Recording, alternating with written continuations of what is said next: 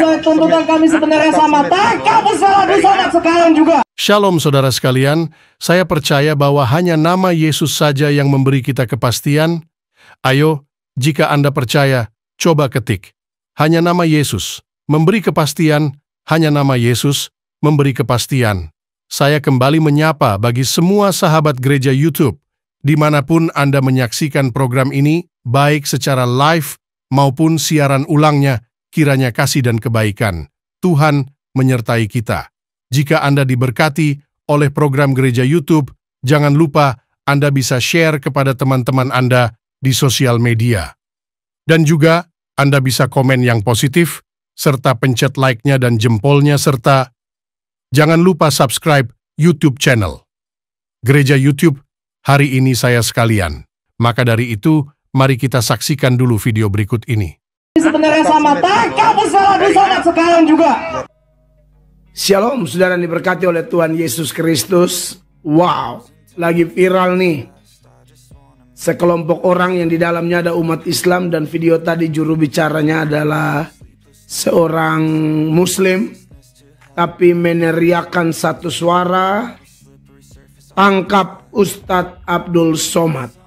Wow, saya waktu lihat video ini viral di media sosial, saya terkaget-kaget. Saya bilang, wow.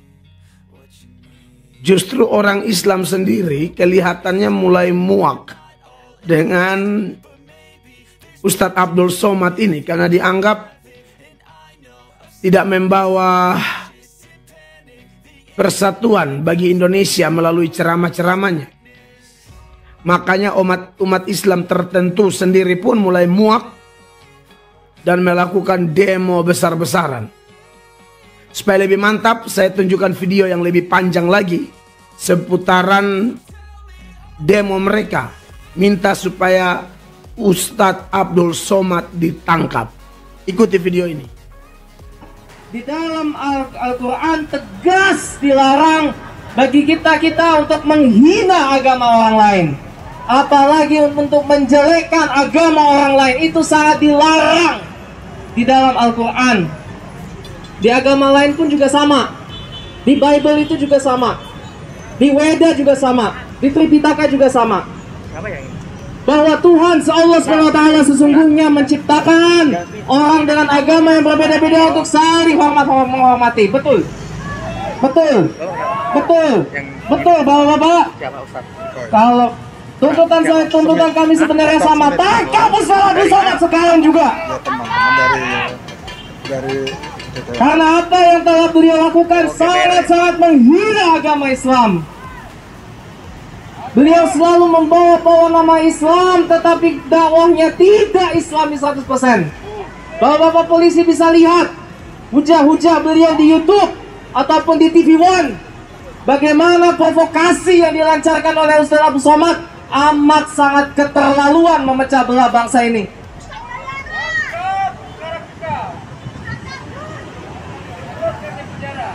Terus. Hadirin wa hadirah yang dimuliakan oleh Allah SWT,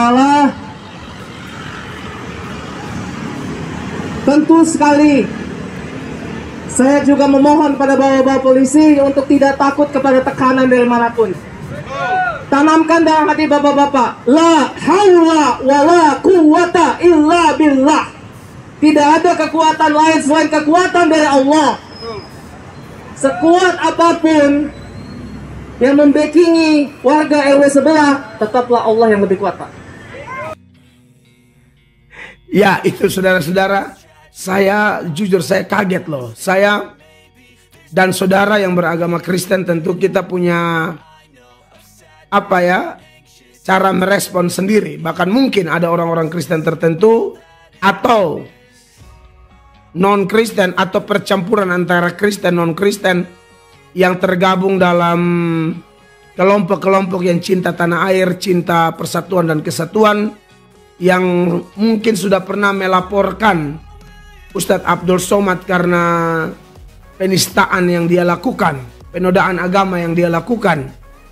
Terutama ketika beberapa waktu yang lalu, saudara masih ingat ketika viral video Abdul Somad mengatakan ada jin kafir di salib dan banyak tanggapan, termasuk saya salah satu yang juga melakukan tanggapan. Tapi tidak ada hasil, tidak ada yang menangkap Somad sampai hari ini, walaupun saya yakin laporannya sudah ada. Ya. Nah, saudara yang diberkati oleh Tuhan Yesus Kristus, Kristen itu luar biasa ya. Firman Allah mengajarkan apa? Pembalasan hak Tuhan. Artinya begini, kalau orang Kristen sendiri mau ambil posisi Allah untuk membalas, justru itu tidak berkenan di hati Tuhan. Itu usaha menjaring angin. Tuhan tidak pernah disenangkan kalau kita mau melakukan pembalasan karena dendam, sakit hati, kemarahan, emosi kita yang lahir dari hati manusia yang otomatis adalah manusia berdosa. Kalau itu bukan karena dorongan roh Tuhan, tidak bisa. Contoh kemarin saya baru selesai khotbah, saya ingatkan ketika orang mengejek Nabi Elisa dan pelayanannya dalam 2 Raja-Raja pasal 2 ayat 23 dan 24, di mana ada sekelompok anak-anak yang sebenarnya mereka adalah orang-orang muda, karena dari kata Ibraninya Ne'arim Ketanim, yang bentuk tunggalnya dari kata Na'ar dan Katon, yang sebenarnya adalah youth atau pemuda-pemuda. Orang-orang yang sudah bisa bertanggung jawab. Mereka menghina hamba Tuhan, mereka menghina agama yang benar, mereka menghina diri seorang hamba Tuhan dan pelayanannya. Dan kemudian dalam 2 Raja-Raja 2 ayat 23 dan 24 itu, kalau saudara ikuti khotbah saya yang hari Minggu panjang lebar itu, salah satu bagian yang saya soroti, saya jelaskan adalah bagaimana Nabi Elisa kemudian mengutuk orang-orang muda itu dalam nama Tuhan, dan 2 ekor beruang keluar dari hutan dan kemudian mencabik-cabik kurang lebih 42 anak. Dan saya kutip beberapa keterangan, misalnya seorang teolog bernama Adam Clark, dia mengatakan bahwa kalau itu dari diri Elisa sendiri tidak mungkin terjadi mujizat. Ya, tidak mungkin terjadi mujizat. Hamba Tuhan yang lain, Matthew Paul, dia mengatakan bahwa itu bisa terjadi bukan karena balas dendam, tetapi karena Tuhan bekerja. Ya, lalu saya kutip juga data yang lain ini supaya menambah pemahaman kita seputaran hal-hal berurusan dengan orang-orang yang memusuhi atau membenci kita. Dalam Lukas pasal 9 ayat 53 sampai 55 ada kisah di situ. Tuhan Yesus mau lewat kota Samaria, orang-orang Samaria menolak. Lalu 2 kakak beradik yang adalah bagian dari 12 rasul, yaitu Yohanes dan Yakobus, mereka marah. Mereka dikenal dengan istilah Boanagres. Mereka marah. Kedua orang ini dikenal agak temperamental juga. Mereka minta, kalau Tuhan mau, mereka minta api dari langit bakar orang-orang Samaria itu. Tuhan menegur mereka. Kenapa? Karena setiap kemarahan, sekalipun dari orang Kristen, nabi atau rasul, pendeta, hamba Tuhan, jemaat, tapi kalau lahir dari hati yang penuh dendam, hati yang penuh kebencian, hati yang tidak mengandalkan Allah, maka tidak akan terjadi apa-apa. Justru sebaliknya, kalau kita berdoa saja melepaskan pengampunan, justru Tuhan bisa balas. Makanya apa yang terjadi dengan kasus Elisa misalnya, itu mutlak dorongan Roh Kudus. Tanpa dorongan Roh Kudus, tanpa Tuhan menyetujuinya, tidak akan terjadi. Abdul Somad menghina salib, sudah dilaporkan belum tangkap. Kita tidak usah benci. Nanti setannya yang senang, justru Tuhan tidak bertindak apa-apa. Mau lihat Tuhan bertindak? Serahkan betul-betul pembalasan itu hak Tuhan. Saya pribadi melihat demo tadi, saya kok melihat kok ada tanda-tanda ya Tuhan akan membalas, walaupun kita tidak ngotot untuk itu. Ya, Anda lihat Yahya Waloni, laporan-laporan orang Kristen tidak pernah ada yang berhasil akhirnya Yahya ditangkap. Tidak. Dari komunitas pluralisme, cinta Indonesia cinta NKRI atau apa itu namanya, pokoknya ada pluralismenya. Itu baru berhasil. Artinya apa? Tuhan mau ajar kita, orang Kristen, mengampuni aja. Tuhan tidak tinggal diam kepada orang yang menghina Tuhan, atau semua hal-hal yang berkaitan dengan Tuhan, entah gerejanya, hambanya, kitab sucinya, ya, aksesoris atau lambang-lambang Kristennya termasuk salib. Ketika melakukan penghinaan kepada itu, sebenarnya itu sedang tertuju kepada Allah. Ya, saya harus bilang, kita bukan bicara salib karena bentuknya yang begini, itu bukan. Tapi makna di balik salib itu dan sejarah berkaitan dengan salib itu yang sangat menentukan. Anak Bapa di sorga satu-satunya. Yohanes 3 ayat 16 itu saudara ingat toh? Karena begitu besar kasih Allah akan dunia ini sehingga ia telah mengaruniakan anaknya yang tunggal, supaya setiap orang yang percaya kepadanya tidak binasa, melainkan beroleh hidup yang kekal. Ya, anak tunggal Bapa itu yang disalib. Sekarang orang menghina salib, belum ditangkap. Sekarang mulai ada demo nih. Dan Anda lihat video tadi yang demo lagi orang Islam juga di dalam. Ya. Kalau saudara nonton juga di video itu, saya juga bingung. Mereka bilang bebaskan Muhammad KC, tapi tangkap dan adili Abdul Somad. Saya tidak ngerti, kalau kasusnya Pak Kece kan kita sudah serahkan saja, berdoa dan serahkan proses hukumnya seperti apa. Apakah benar beliau bersalah atau tidak, kita berdoa. Ya, kalau selama ini kita bersuara karena ketidakadilan yang kita lihat, di mana Pak Kece dianiaya dalam sel, itu yang kita berteriak. Ya, tapi juga kita lihat ada hasil, kita berteriak, betul. Napoleon Bonaparte ditangkap. Nah, menurut saya mungkin teriakan kita itu, ya, atau teriakan kita itu memang diberkati Tuhan. Tuhan berkenan kepada teriakan seperti itu, makanya Allah bertindak. Napoleon dan kawan-kawan ditetapkan jadi tersangka dalam kasus penganiayaan, perbuatan keji terhadap Bapak Muhammad Kece. Soal Abdul Somad, kita serahkan aja. Kita lihat itu kayaknya di depan polisi, entah di Mabes Polri atau di mana itu, lagi viral di media sosial. Tangkap Ustadz Abdul Somad. Kenapa? Mereka bilang ceramahnya itu merusak nama baik Islam. Itu yang saya dengar. Ya, dan juga tentu menghina agama lain. Dia mengatasnamakan Islam menurut video tadi. Orang-orang yang demo di depan polisi itu, dia berceramah atas nama Islam tapi bikin rusak nama Islam dan tidak membawa persatuan bagi Indonesia. Saya tangkap peluang, saya mau lihat apakah ini Tuhan berkenan atau tidak. Viralkan video ini. Kalau Tuhan berkenan, Somad pasti ditangkap. Karena kita lihat pembalasan dari pihak Allah mulai kelihatan, bukan orang Kristen, tapi orang Islam sendiri. Bahkan dia sampai tantang polisi-polisi yang sedang awasi demo itu, jangan takut. Dia pakai istilah Islam punya apa begitu ya. Pokoknya hanya takut kepada Allah. Allah saja yang punya kuasa. Hebat. Kelihatannya memang bukan hanya orang Islam saja, mungkin ada orang-orang agama lain juga di situ. Dan ini orang-orang yang cinta negara. Tidak mudah, mereka tidak tanggung-tanggung di depan polisi, entah di depan Mabes Polri atau di mana. Mereka berani. Kita harus doakan orang-orang ini.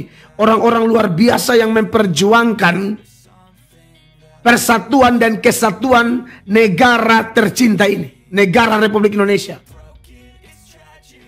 Jadi, kita akan lihat seperti apa Tuhan bertindak. Jelas, kalau saya secara pribadi, saya tidak terima. Bahkan saya pun mau berseru, tangkap Ustadz Abdul Somad. Tapi apakah Tuhan berkenan? Kita lihat nanti. Karena dari dulu, waktu Rizik Syihab punya video, bilang mau serukan siap bunuh pendeta-pendeta. Lalu kalau Allah beranak siapa bidannya dan lain sebagainya. Kita semua, saya salah satunya yang berseru, tolong pemerintah tangkap. Waktu Tuhan, Rizik masuk. Yahya Waloni juga. Kita berteriak tangkap. Waktu Tuhan melalui komunitas pluralisme yang saya sebut tadi, Yahya masuk. Ya, semua orang yang menghina presiden, yang menghina agama orang lain, itu memang tidak boleh hidup di Indonesia. Kalaupun hidup, harus diberi efek jera sehingga jangan menjadi pembawa kekacauan bagi negara kita. Jelas melanggar hukum. Kalau tidak mungkin dipenjara. Ya, oleh karena itu biar video saya yang sederhana ini, kita berdoa kalau Tuhan berkenan, Somad akan ditangkap karena dia memang menista agama Kristen dan banyak juga mengeluarkan ceramah-ceramah seperti yang disinggung oleh pendemo tadi, yang tidak membawa persatuan dan kesatuan. Bahkan menurut pendemo yang notabene agama Islam sendiri, dia bilang Somad merusak agama Islam, merusak nama baik Islam. Nah, oleh karena itu saya pikir ini penting untuk kita viralkan. Saya Pendeta Mel Atok minta terima kasih buat dukungan saudara semua. Nantikan video-video kami yang lain yang terus membawa damai bagi Indonesia dan terutama bagi kemuliaan Tuhan kita Yesus Kristus. Viralkan video ini. Terima kasih banyak dan shalom. Teman-teman, itulah dia video umat muslim yang melakukan satu aksi demonstrasi serta tanggapan Pendeta Mel Atok supaya Ustadz Abdul Somad ditangkap dan dipenjara karena Ustadz Abdul Somad di dalam ceramah-ceramahnya tidak membawa pada persatuan dan kesatuan antar umat beragama. Nah, teman-teman, ada beberapa alasan mengapa umat muslim mereka melakukan satu aksi demonstrasi. Mereka meminta, menuntut supaya Ustadz Abdul Somad diproses secara hukum, saudara. Yang pertama, sebab di dalam Al-Quran mereka yang mereka yakini, ya, tidak pernah mengajarkan untuk mengata-ngatai, untuk melecehkan, merendahkan simbol iman agama lain. Perbuatan seperti itu sangat dilarang di dalam kitab suci mereka. Atau perbuatan-perbuatan seperti perbuatan Ustadz Abdul Somad di dalam kitab suci mereka dilarang dan dikutuk sikap-sikap dan ceramah-ceramah seperti ceramah Ustadz Abdul Somad yang melecehkan iman kekristenan itu salib. Itu yang pertama. Yang kedua, alasan demonstrasi ini, alasan umat muslim ini mereka melakukan aksi demonstrasi meminta Ustadz Abdul Somad supaya ditangkap karena Ustadz Abdul Somad sangat melecehkan Islam itu sendiri. Mengapa? Karena di dalam ajaran mereka tidak ada ajaran yang melecehkan, menista agama orang lain. Ya, bahkan dilarang di kitab suci mereka. Itulah sebabnya para demonstran ini mengatakan dan menuntut Ustadz Abdul Somad harus ditangkap karena ia menciderai dan juga menista, melecehkan agama Islam itu sendiri. Itu yang kedua. Dan yang ketiga, ceramah-ceramah Ustadz Abdul Somad baik di YouTube, di TV One, bagaimana ia memprovokasi dan melancarkan omongan-omongannya sangat keterlaluan, dan omongan-omongan Ustadz Abdul Somad itu sangat keterlaluan dan memecah belah kerukunan beragama. Terus sebabnya para pendemo tersebut mereka menyuarakan, meminta, menuntut supaya Ustadz Abdul Somad diproses secara hukum. Nah, teman-teman, memang benar apa yang disampaikan oleh umat muslim ini yang melakukan satu aksi demonstrasi menyerukan, meminta, menuntut Ustadz Abdul Somad harus ditangkap. Ini satu aksi yang sungguh sangat baik dan positif, dan bagi saya patuh saya acungkan jempol kepada mereka. Mengapa? Demi kerukunan beragama. Di beberapa tahun yang lalu, bahwa Ustadz Abdul Somad ia pernah menista simbol iman kekristenan yaitu salib. Ia mengatakan di salib itu ada jin kafir, dan jin kafir yang ada di salib itu memanggil haleluya, haleluya. Ini jelas apa yang dikatakan Ustadz Abdul Somad merujuk kepada iman kekristenan, bahwa ia betul-betul benar-benar melakukan penistaan agama. Ya, bukannya itu, Ustaz Abdul Somad ini juga suka mengkafirkan orang lain, mengharam-haramkan hari raya umat Kristiani. Ya, ini sungguh meresahkan manusia yang satu ini. Ini sungguh memecah belah manusia ini. Ya, Ustaz ini memecah belah kerukunan beragama, memecah belah bangsa ini. Ya, sehingga umat Islam juga mereka muak kelakuan Ustaz ini. Ya, apalagi umat Kristen sangat dan muak terhadap kelakuan dan sangat meresahkan ceramah-ceramah Ustaz manusia yang satu ini. Jadi oleh sebab itu kepada Ustaz Abdul Somad bahwa salib itu adalah merupakan simbol yang paling sakral di dalam iman kekristenan, sebagaimana Nabi Muhammad adalah junjungan Ustaz Abdul Somad yang juga paling sakral bagi umat Islam. Jadi mengapa salib itu tidak dipandang? Apa alasannya? Sementara suara azan 5 kali sehari kami dengar, dengan semangat cinta kami terhadap agama umat Islam tidak pernah komplain, dan kami menerimanya dengan hati yang tulus. Tetapi mengapa Ustaz Abdul Somad begitu hate terhadap simbol salib iman kekristenan? Ya, bagi kami salib adalah sebuah kebanggaan kami. Sebab tanpa salib tidak ada gunanya kami hidup di dunia ini. Tanpa salib kami umat pengikut Kristus tentu pasti binasa.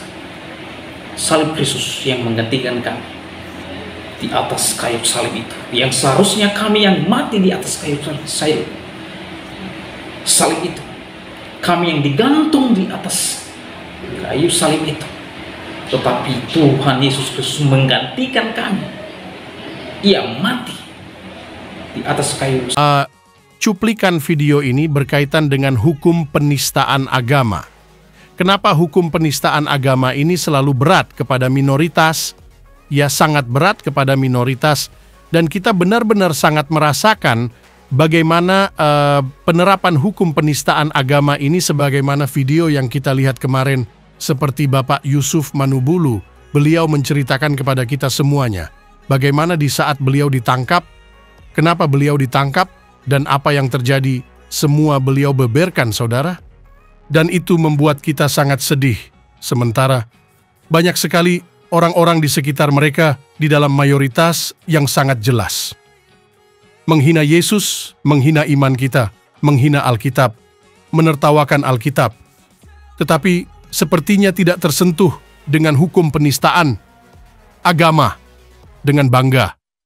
Ya, mereka mengolok-ngolok dengan bangga, mereka menantang semua pendeta, semua hamba Tuhan yang ada di Indonesia. Tetapi sepertinya lagi-lagi hukum penistaan agama tidak akan menyentuh mereka, dan yang sangat lucu, orang-orang tertentu seperti Majelis Ulama Indonesia, para kiai, para alim, ulama tidak pernah menegur orang-orang tertentu yang selama ini menghina iman kekristenan. Bahkan banyak sekali di antara mereka yang mengatakan bahwa yang kita sembah itu adalah bukan Yesus, tetapi Yudas. Ada juga di antara mereka yang mengatakan bahwa Yesus itu poligami. Banyak juga di antara mereka yang menghina Rasul Paulus. Ya, Rasul Paulus dihina, seandainya nabimu, junjunganmu, rasulmu tidak mau dihina, tidak mau disentil. Tolonglah jangan sentil-sentil iman orang lain, nabi orang lain, rasul orang lain, keyakinan orang lain, Tuhan orang lain. Di dalam kitabmu sudah dikatakan, jangan engkau menghina dan mencaci maki sesembahan yang tidak engkau sembah, karena mereka nantinya akan mencaci maki Tuhanmu dengan cara yang sangat kasar dan melampaui batas, serta tidak punya ilmu pengetahuan. Kalau kami saudara, khususnya kepada teman-teman muslim, ketika kalian menghina iman, kita sepertinya percuma juga kita laporkan, ya kita serahkan sama Tuhan. Tetapi yang ingin kita sampaikan adalah, kalau engkau tidak mau dicubit, ya jangan coba-coba mencup orang lain, ya semut saja ketika kita injak, kita digigitnya, ya semut kalau diinjak digigit. Nah, oleh karena itu saudara, saya ingin mengajak kita semuanya untuk menyaksikan cuplikan video berikut ini.